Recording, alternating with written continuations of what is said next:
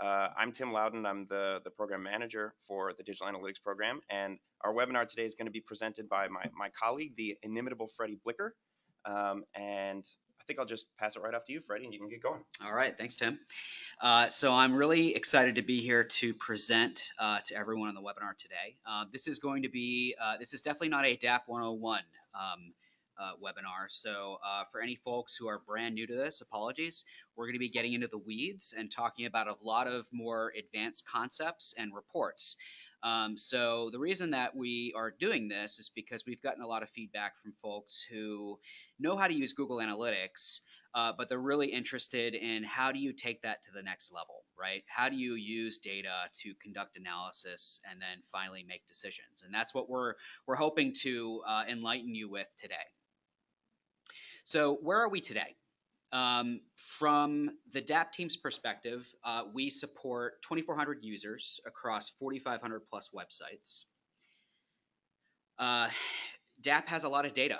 We average about 2.4 billion page views per month. So that's a lot of data for a lot of folks on this webinar to use to help try to improve your website experiences. What we've typically found through the DAP ticketing system, most questions really center around the basics. So a lot of questions focus around kind of basic conceptual analytics questions, which metrics are the most appropriate, how do you create dashboards, and how do you create custom reports? That's a really big question that we get. Why does my custom report error out, and why can't I get my data? That's another very common question that we get. So today we're going to kind of talk about next steps, about how to move away from kind of those basic questions to actually helping you use the data for analysis. And what I thought would be really helpful is if we just kind of illustrate some interesting examples using a real live site. So we're going to use weather.gov, but we want to illustrate some different examples on how you should be thinking about this and how we think about it. So we think it's really valuable to folks on the line to see how we go through this process. It's definitely not an easy process, and it's a lot of hypotheses and figuring out what data is available. So we're excited to kind of jump into this with you. So in this webinar today, we're going to be speaking about how to better understand how to identify your most important data points. So we're going to talk about really defining those business questions that you're trying to answer at the end of the day. Those questions will provide the guardrails through which you'll view your data, and they will help you determine which data you need to pull. We're going to better understand how to create reports to pull the data and how you should be thinking about the reports. So a lot of people just go immediately to custom reports, but there's probably a better way, and we can show you that way, about how to use both standard and custom reports. We're also going to talk about how you QA and sanity check your data. So we've gotten a lot of feedback and a lot of questions from people on how do they know the data that they're pulling is actually the true data. And we're going to show you a process for doing that. And then finally, we're going to conduct analysis on the data and kind of show you a step-by-step process about how we think about certain data points on weather.gov, and just really kind of show you how we think about it. And then finally, we're going to talk about how you use analysis to make decisions, and we'll show you some real-world examples using weather.gov. So what does this process look like? So I'm originally from the private sector, and typically in the private sector, an organization will have many analytics teams. So you'll typically have 4 types of analytics teams to do all of this work and all of this analysis. You'll have an implementation team. So this team is primarily implementing the analytics tool, making sure custom tagging is working with developers, QA, making sure that your marketing team or your outreach folks are using campaign parameters so that you can attribute data back to certain social media campaigns or email campaigns. You'll have a marketing analytics team that only does reporting on email newsletters, paid search, social media, any type of marketing channel, SEO, organic search. You'll also have a team that typically only focuses on on-site experience. So primarily with the product, which is your website, UX, site enhancements, and mobile enhancements. And then typically you'll have an advanced analytics team. These are typically the PhDs and the data scientists. So in the private sector, you'll typically have a team of 20 to 30 people working on analytics. So that's a ton of manpower, that's a ton of brain power working on these challenges. But in government, we don't have all these teams. And yet we still have to do all of these tasks. And it's probably only you. It's only Tim and I on DAP. So this is challenging for all of us. And so that's why we're having these webinars to kind of brainstorm and talk about these issues and these challenges and figure out how to best help you create the reports to get the insights that you need. So what do you do now? This is a lot of work. You don't have a team of 20 to 30 people. It's more than likely just you on your team. And that can be really overwhelming. And, you can definitely have some analysis by paralysis or paralysis by analysis. So the best thing that you can do is partner with DAP and really kind of address the basics of reporting. So first things first, if you have a question, Google's always going to be your best friend. The DAP team is always Googling things about Google Analytics. There's a lot of uncharted territory with analytics tools in general. And so typically that's going to be your best bet for really kind of kicking off better understanding any technical issues or reporting challenges or metrics, etc. Having said that, though, we do provide a YouTube channel with a lot of really good resources and webinars on how to actually use DAP. They basically show you kind of the fundamentals of creating reports, how to think about dimensions and metrics, and what are the ins and outs with how DAP is structured and how we have so many different agencies and so much data. You're always welcome to submit questions to the DAP team. Here's our email address. This directly goes to our ticketing system. Typically, I am responding to these every day. So if you send a note to dap@support.digitalgov.gov, we respond to tickets the same day and provide as much support as we possibly can. And we're doing this for about 2,400 users. So we definitely get a lot of volume and a lot of interesting questions. And we hope to continue supporting you that way. You can definitely ask us to help you figure out an analysis process. So we can advise you on basically figuring out how do you pull reporting, what's the best process for understanding what to pull, who you should be working with to implement any fixes to your analytics implementation, etc. So we're here to help you. And then finally, attend webinars like today's. So we have a number of webinars that have been scheduled and that we've done over the past couple of years. And this is definitely a great way to reach everyone out there who is doing analytics and help you better learn and help brainstorm on these challenges. So let's jump into how to conduct analysis. Next steps. So to recap, we're going to be talking about a couple different steps. Step one is identifying your most important data points. Step two is creating reports to actually pull the data. Step three is QA and sanity check the data. Step four is analyze the data. And step five is use the analysis to make decisions.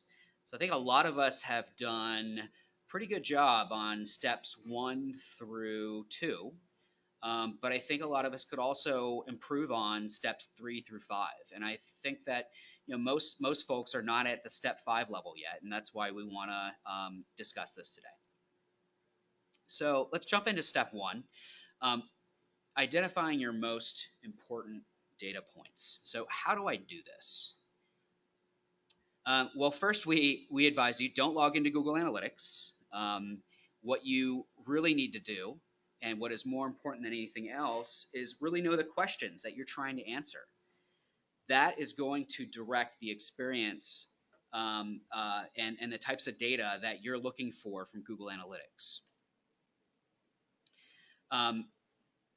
Our first example with weather.gov, we're going to be looking at just kind of a hypothetical question. So let's say your boss wants to know, what impact does Tropical Storm Cindy have on traffic from Texas to weather.gov? So what kind of percentage change, what lift or decrease did we see in traffic from people in Texas to weather.gov on June 20th compared to June 21st?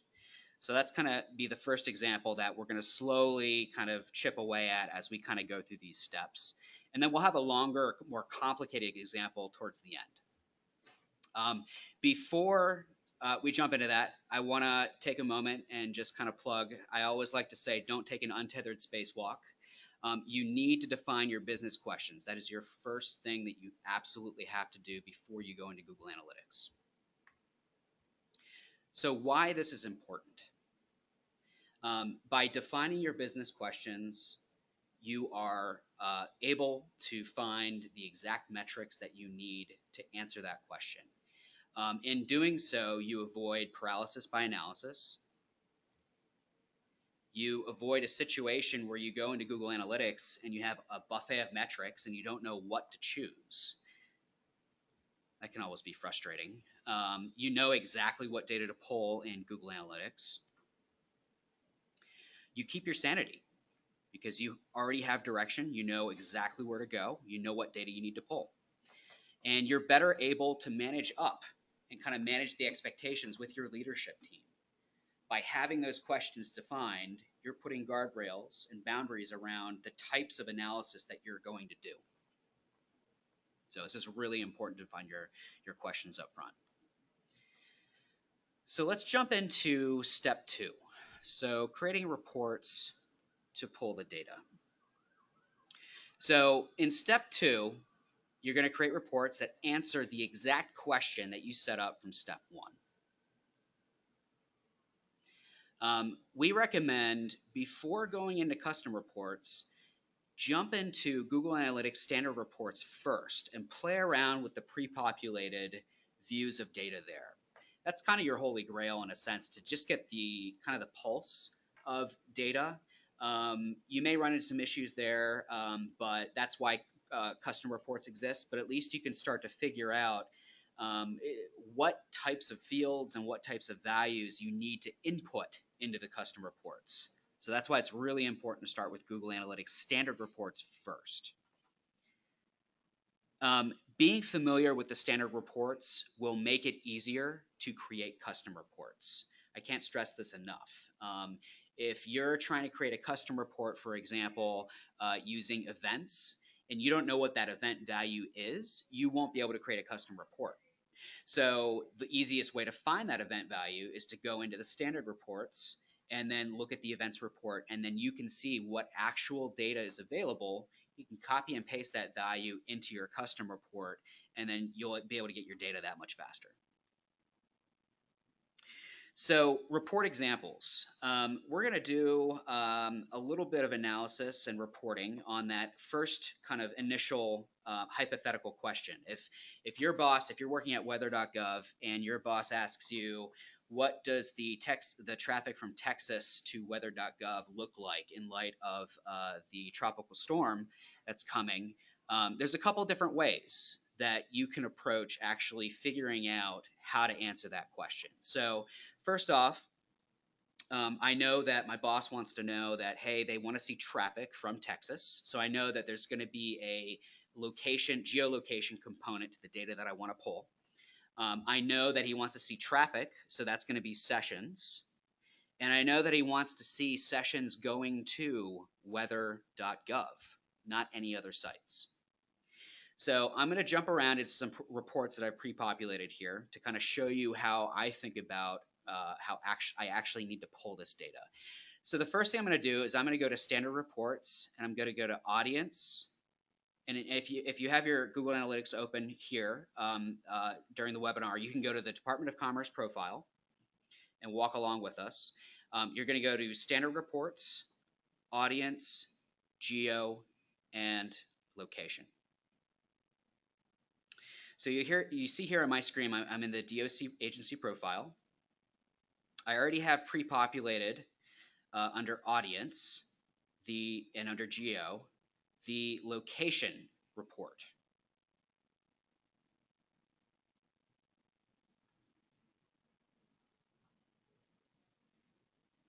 Now you'll see here when you come in here, you can click on they give you all different states. I'm going to click on Texas. And you can see here it breaks down by city the share of traffic and the share of sessions. So let me go back here.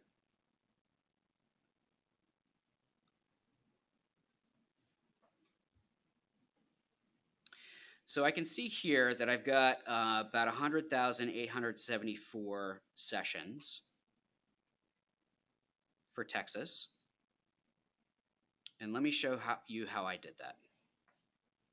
So I'm first going to define the experience. So we want to get traffic to weather.gov. And we want to define the state as Texas. So you'll see here, there is no state dimension in Google Analytics. It's just called region. So I'm going to type in Texas here. And so I'm basically filtering the data. So let's see if this works. All right. So now I've basically filtered traffic from Texas to pages that include weather.gov. So now this is going to give me a total session count of 238,523 sessions. And this is on June 20th. So typically what I would do then is I'm going to take that data, copy it into an Excel spreadsheet or into a Google Sheet. I'm just going to copy that data and then continue doing that as I go through and collect the data points that I need.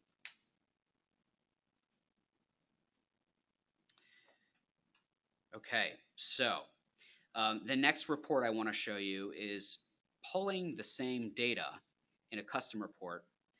But the beauty of this is that you get to create it once and have it forever. So I'm going to show you how to create a custom report that looks at traffic from Texas going to weather.gov. So within custom reports, you're going to go to edit, click edit, and you're going to choose from your metrics sessions, because that's what your boss is asking for. Within the dimension drill downs, you're going to choose region, which is what we use to define the state. And then you're going to choose page. Now, you'll see here filters.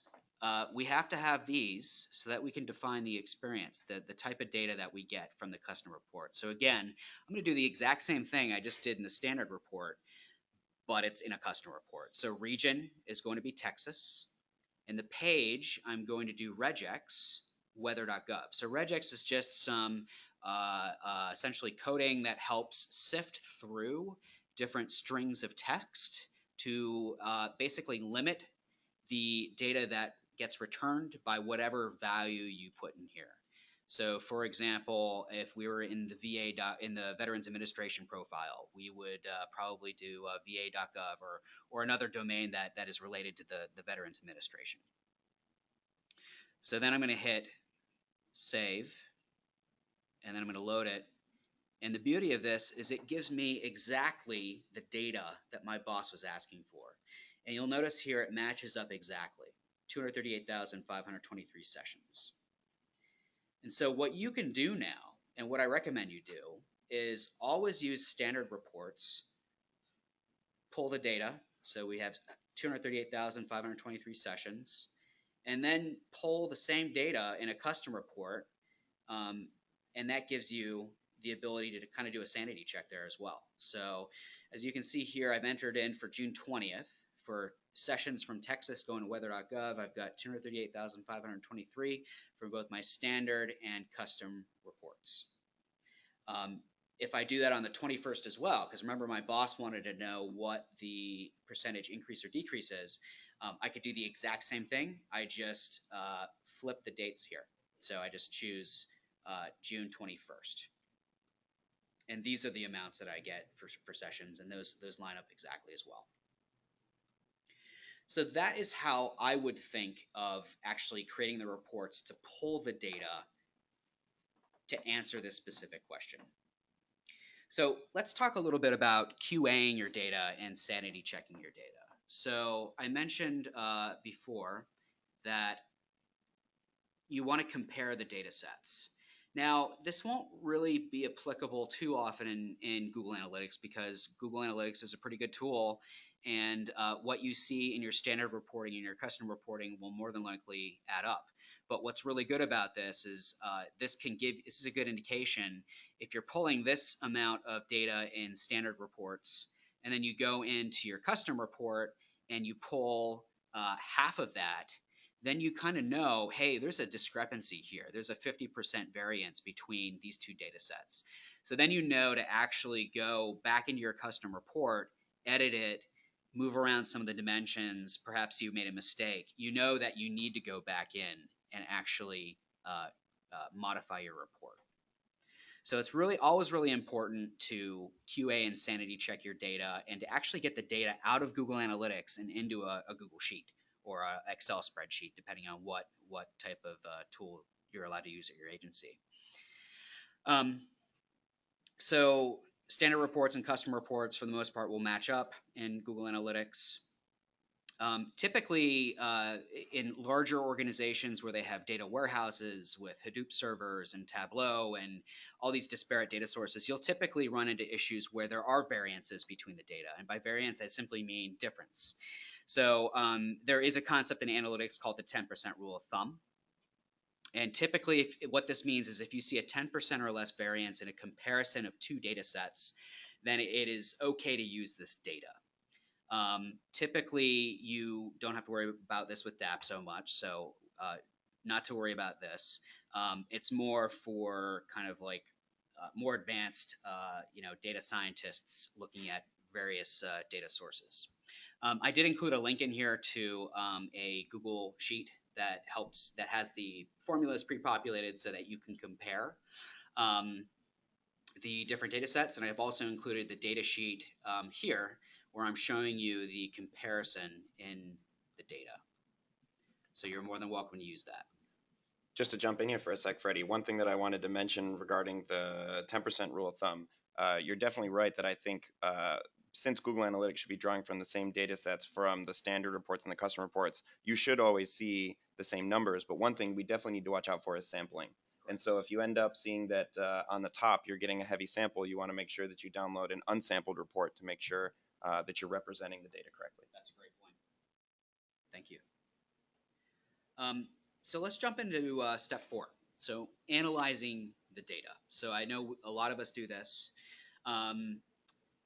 Once your data is accurate and you've QA'd and ensured that your custom report data matches up with your standard reporting data, you can then conduct analysis. So if you recall, the specific question, the hypothetical question that I would get from my hypothetical boss at weather.gov was, what is the percentage change in traffic from Texas to weather.gov on June 20th versus the 21st? So in the Google Sheet, I've got a little example of how I performed this actual calculation.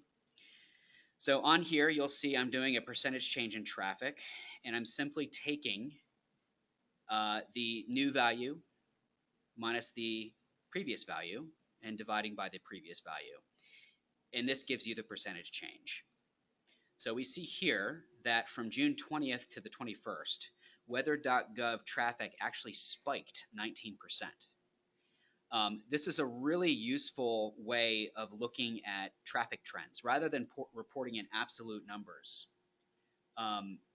Being able to calculate this way and provide insights to your senior leadership about traffic spikes or decreases will go a long way in helping them better understand the context through which you're reporting and overall traffic trends. So you'll have access to this when we send out the deck. You'll have a link to this spreadsheet. Feel free to use it.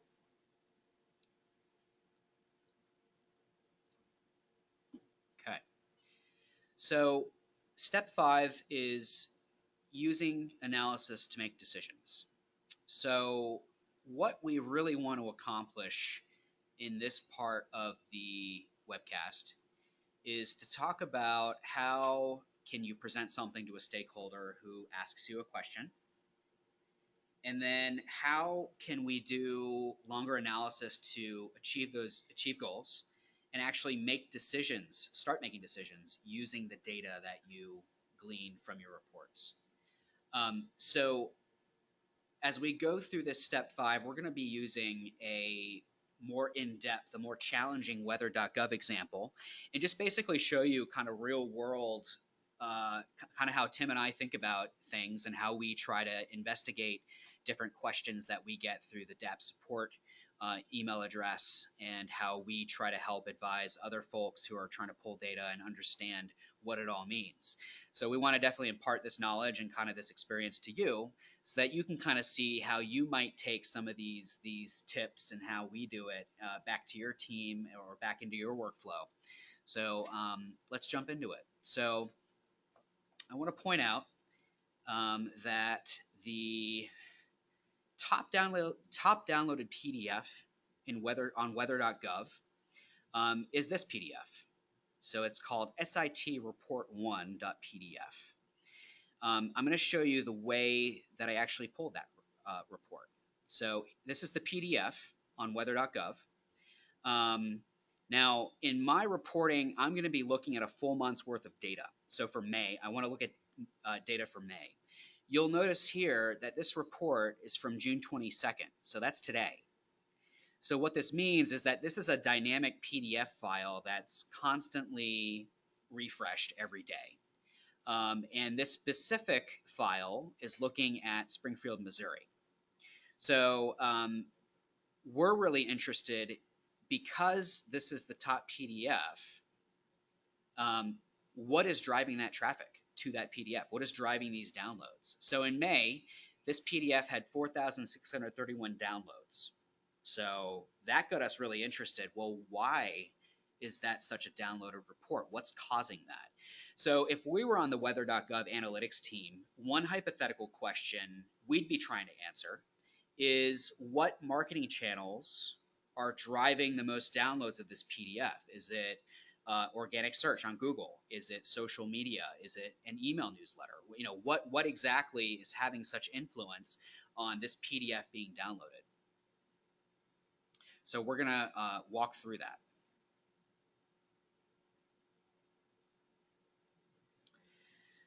Okay, so I want to show you how I identified the top downloaded PDF.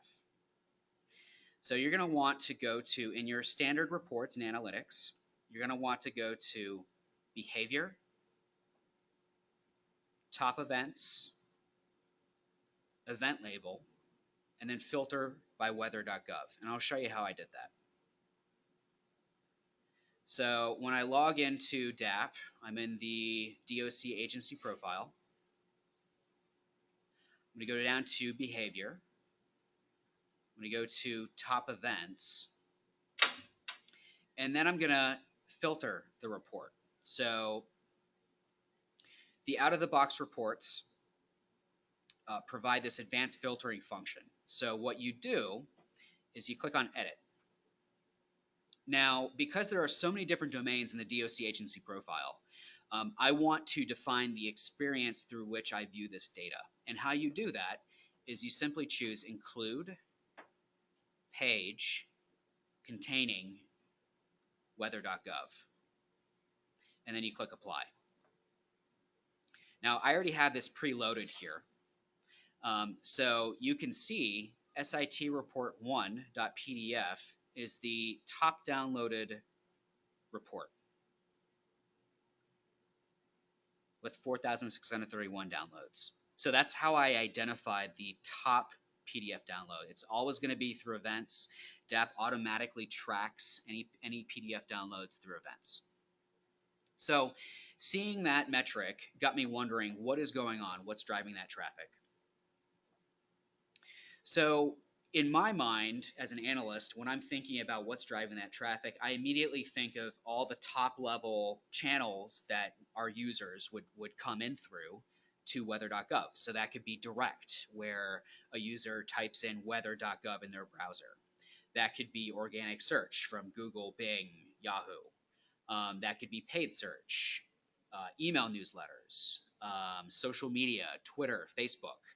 It could be a lot of different ways. So I'm trying to back into what is actually driving the bulk of these downloads, because I want to figure out at the end of the day, how can I improve the channels that aren't sending or aren't resulting in traffic that downloads that PDF. So that's kind of the action. I want to figure out what actions I can take based off of that data and these insights that I find from these reports. And then I want to use that data to go to the social media team or to go to my developer to implement changes that would help influence downloading more of this PDF, if that were a KPI for weather.gov. Typically, you'd want to define a KPI for this type of event. You'd want to define it as a download conversion event. So you could have your numerator be the number of events for the specific PDF divided by the number of sessions from the weather.gov homepage, for example. There could be a lot of ways that you can slice and dice this. Since we're not actually the weather.gov analytics team, we're just kind of hypothetically going through this scenario and trying to find some interesting insights and then hopefully make some decisions at the very end.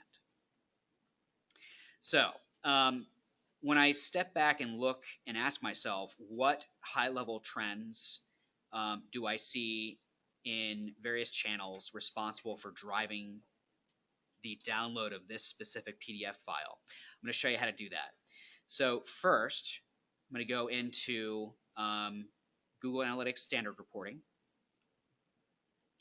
I'm going to go to Channels. And then I'm going to show you how to slice and dice the data, where I actually create a segment that defines weather.gov and the specific PDF file that I'm trying to track down, why and where different traffic is coming from to download this file. So let me show you how to do that. So again, I'm in the DOC agency profile. I go down to Acquisition. I go to Channels, and you'll see here there's a column here that says Default Channel Grouping. So this is the very high level default channels that are available in Google Analytics. So you'll typically have referral, which is any site outside of your specific domain that is linking to your site and sending traffic. So it could be CNN.com sending traffic to weather.gov, for example. And in theory, CNN would show up as a referral source of that traffic. We've got organic search, which again is Google, Bing, Yahoo. We've got direct, we've got social, and we've got email. Now notice here in the out-of-the-box reports in Google Analytics, it gives you sessions. It doesn't give you downloads. And I'll get back into that in just a little bit. I first want to show you how to use segments and how I think about pulling data and analysis in GA. So you'll see here I created a custom segment.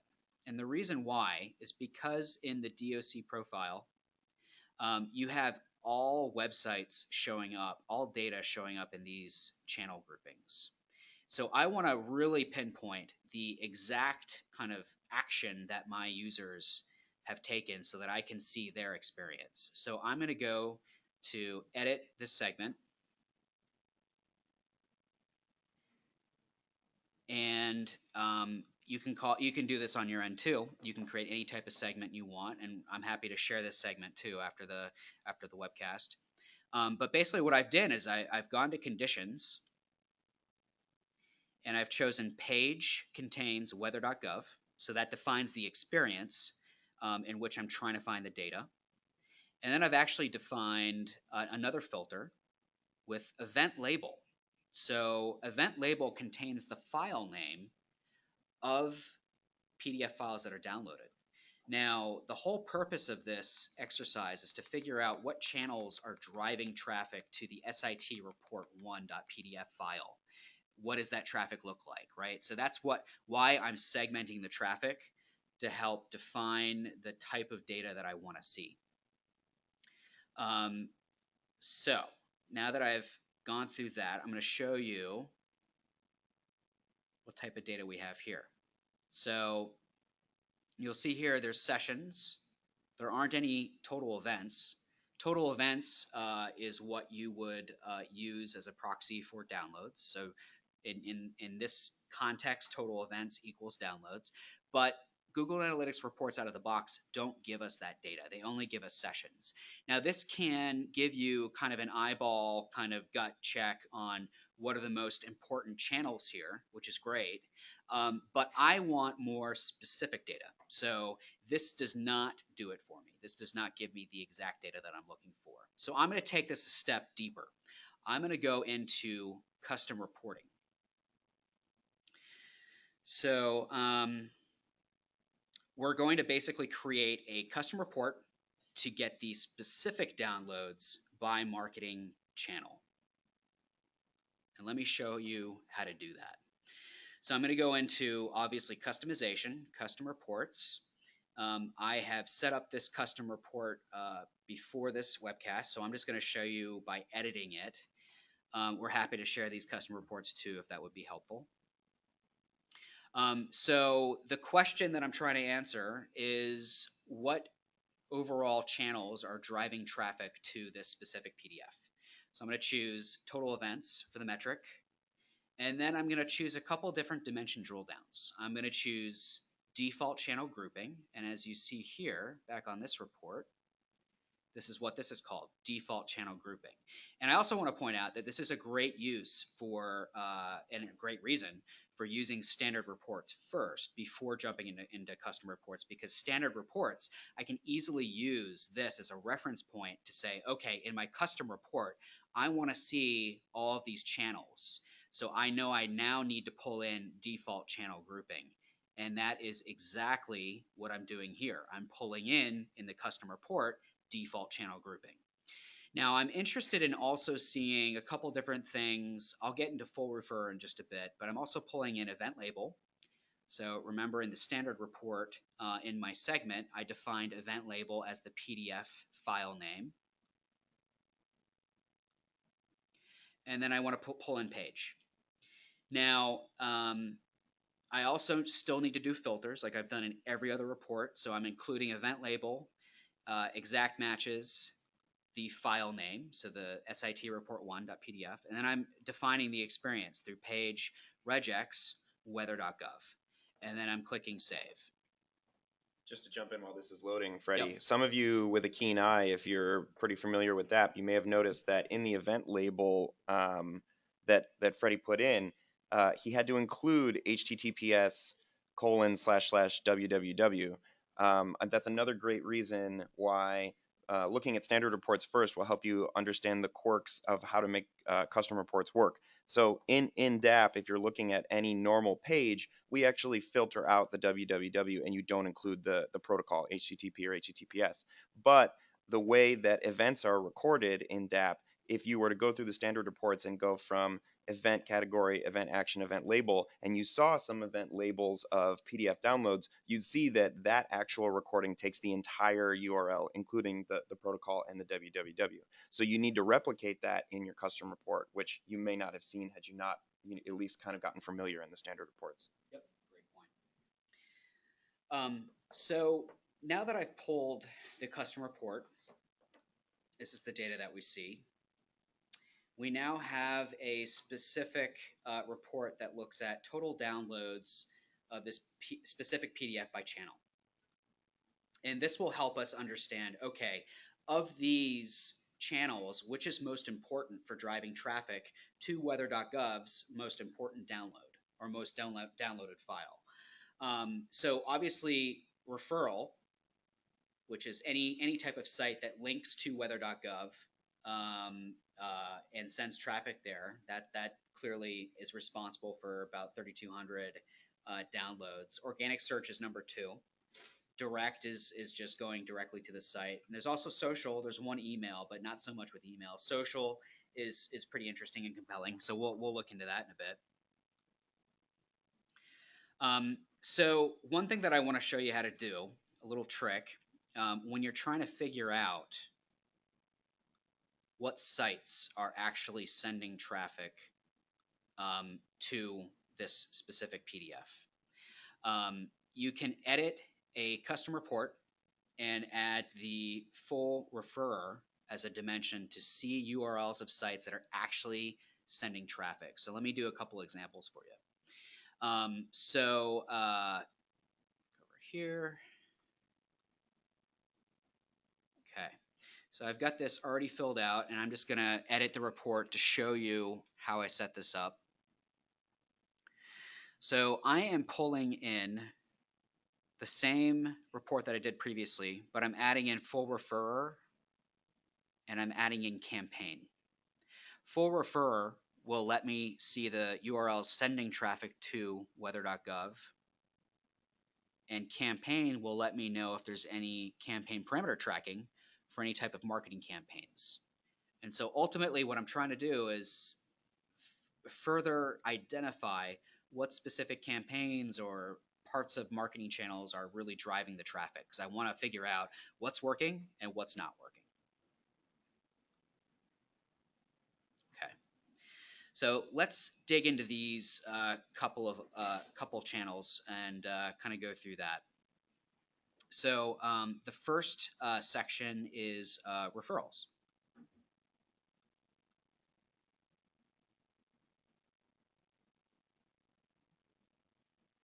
Now you'll see here, full referrer, total events. There are some internal self-referrals happening with weather.gov. That was a really interesting insight that we came across.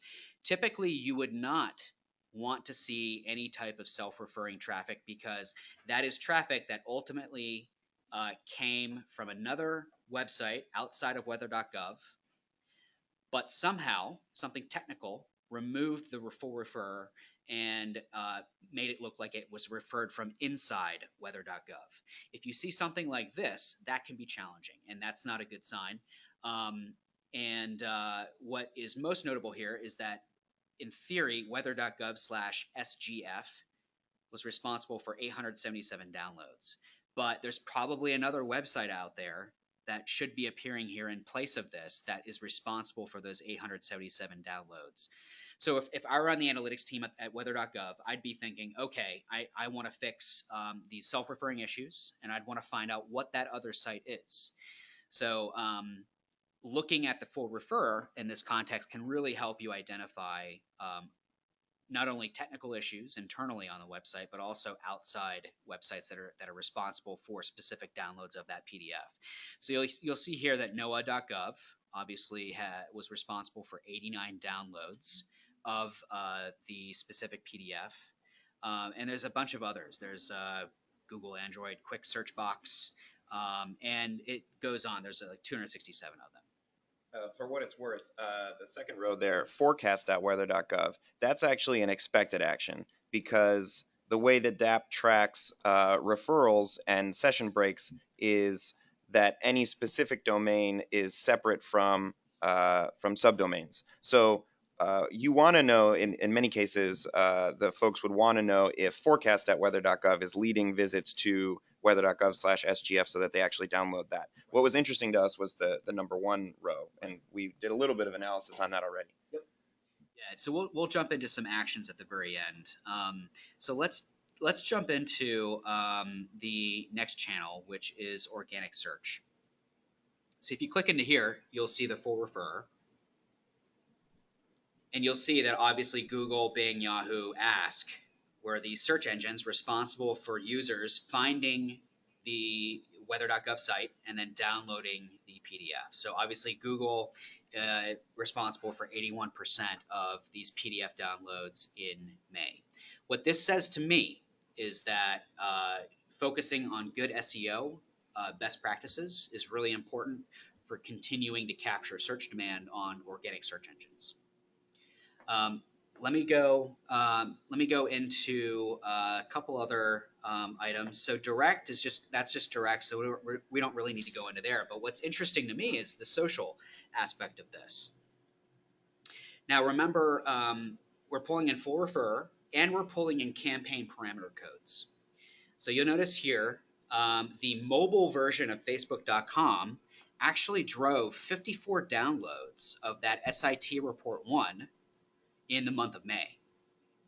Now, from an analyst's perspective, I want to know, okay, what Facebook post was linked to that PDF? What day did that happen? Who owned that campaign? So in theory, you would find that using the campaign dimension that I already added to this report. So I'm going to click into m.facebook.com and hopefully see the campaign. Oh, but look here, it's not set. So what this means is that somebody potentially hosted and posted something on Facebook about this PDF, and somebody clicked on it and they landed on weather.gov, but they did not tag the links with campaign parameters.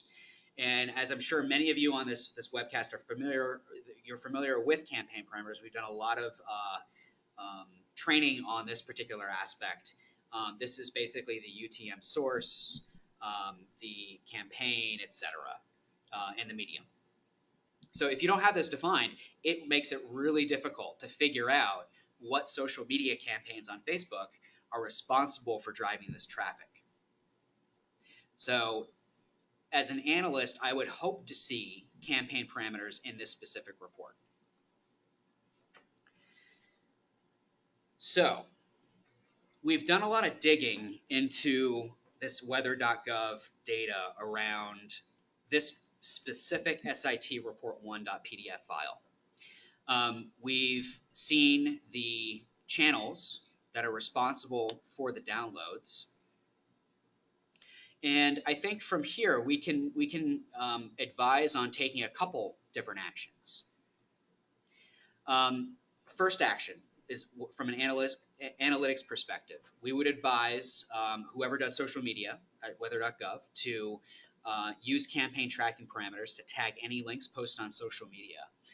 What that does is it really empowers you to understand how specific Facebook posts or Twitter or tweets or whatever social media platform you're on helps you understand the performance of that social media platform. And that's really useful in helping you decide how to devote time and energy to which channel. If Twitter isn't working, but Facebook is, you need to be able to differentiate between the two. So this specific PDF had both Twitter and Facebook downloads, but Facebook ultimately had the most downloads. So being able to understand at a campaign level is really important. Second action from looking at this data, organic search is super important. So this is the second most important channel for this specific PDF download. So what that means is that your website, so weather.gov, needs to be cognizant of SEO best practices and make sure that these PDF files, specifically the SIT report1.pdf, is accessible to Google bots, to being crawled by Google, and so that their content is ranked highly in search engine results. The third action, so you'll remember in this first in this report, we saw that referral was the top channel. And you remember we saw that there are some self-referring URLs in here, and that is not expected behavior. And that clearly shows a challenge from an analytics perspective. you should never see self-referrals in your data, because what that does is it basically makes your job more difficult in figuring out what other sites are actually responsible for driving the download of this PDF or doing whatever action is desirable on your specific website. So self-referrals were responsible for a lot of these downloads. And what we found is more than likely weather.gov resolves at HTTP. So you'll notice here's weather.gov/SGF, which is the directory where the SAT report.pdf file lives. And you'll notice the actual file itself is at HTTPS. So moving from HTTP to HTTPS more than likely is stripping away the referrer, and then it looks like the referring traffic is actually coming from a directory on weather.gov. So that's not going to help you figure out what that traffic is doing and how you can improve it. So really the purpose of looking at all of this is to figure out different types of actions that you can take to help improve your site. So these are a couple that we wanted to call out, and just kind of our analysis of weather.gov and this top PDF file.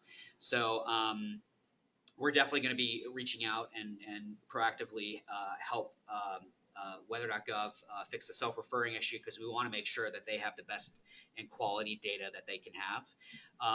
But what we would advise folks is to kind of walk through the process that we took today and do this exact same type of process, depending on what your goals are. They could be totally different from a PDF, but this is how you should really be starting to think about conducting analysis and then figuring out concrete steps that you can take as a result of the analysis. One quick example, I know we're running short on time. FTC, they did a great case study on their on-site search terms. They found that many visitors were coming to their site to perform different tasks, but they couldn't find them. And so basically what they did is they bubbled up the most important tasks on the homepage, and they changed the global navigation menu, and they put in this little take action section. And they saw a huge lift in traffic from the take action section. So this is another good example of how you can use data to figure out what the issues are, what the challenges are, and then make changes, and then measure it again, and then actually see an improved experience for your users. So really quickly, just to recap, always define your questions that you're trying to answer. That guides your whole analysis. Pull data that specifically answers your question. Don't pull a buffet of metrics. Always QA your data. Check both standard reports and custom reports. And then based on that data, do investigation. Use insights from that data to help you actually come up with concrete steps that you can make and decisions that you can make on changing something on your site to improve the user experience. And with that, I think we'll start taking some questions. Awesome. And just to follow up on your last bullet there, using insights to drive decisions. One thing that was really interesting was actually earlier this week, I tweeted something on my personal Twitter about how you don't need to be a data scientist or a front-end developer to make use of your analytics data. And so people push back and they're like, well, what do you mean? Like, how you have to be able to adjust things on your website. And what's interesting is that there are two different ways that you can go with being able to influence your decision making, right? One of them is like actual UX design stuff on your website, which is an example of what FTC did to answer the question sort of, are people able to easily find the most looked for tasks? And they were able to make a pretty relatively easy fix and see big results. And the other one is in strategy. So if you're not a person that has the ability to, change specific aspects of how your site maybe had the look and feel, you can, in the example like Freddie was talking about with sort of the strategies for acquisition of traffic, you can adjust your content strategy, your outreach strategy, your campaign strategies, and be able to actually create better user experiences that way as well. So really, really good point. All right, we only have a couple minutes. Let me see if we can get to some of the questions that we have. The first one, Freddie, is what's the total cost for partnering with DAP? It is free. We are here to serve you and to help partner with you. So please send us any emails to the DAP support line, and we'll be happy to help you out. Awesome.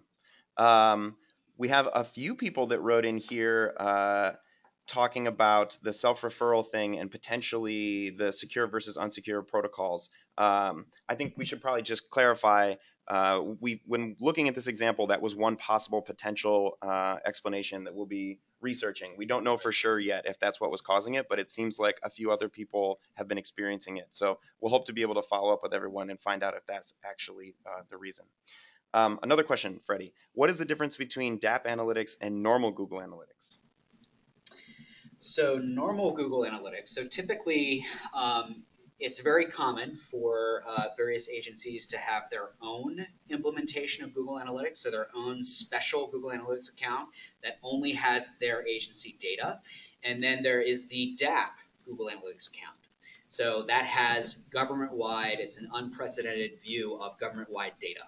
So depending on how you've implemented your own agencies independently managed Google Analytics, that can get a little bit more complicated with PUAs and things like that. But basically, you're going to get the Google Analytics Premium 360 experience through DAP. There are some limitations if you just use the free version. So we also give you support with DAP, which you don't get with the kind of free version of Google Analytics. Yeah, just to add to that, if you get Google Analytics out of the box and put it on your site, there are no predefined events. And with DAP, you get a bunch of custom events, like the PDF download example that Freddie used. That doesn't come in out of the box analytics because it doesn't track downloads of files, whereas DAP does. We also track things like outbound links. And using the DAP version of Google Analytics, because it's premium, or what's now called Analytics 360, you also have the ability to do unsampled reporting, whereas that's not an option with the Google Analytics free. Let me see if we have any other here. Is DAP help available to local government agencies? Unfortunately, at this point, it's not. DAP is strictly limited to federal agencies. But that said, we do post all of these webinars and things online, so we hope you take advantage of them there. Okay, I think that's most of the questions that we can answer publicly. I did respond to a few people privately as well, but we're right on time at 3 o'clock. So Freddie, any parting thoughts?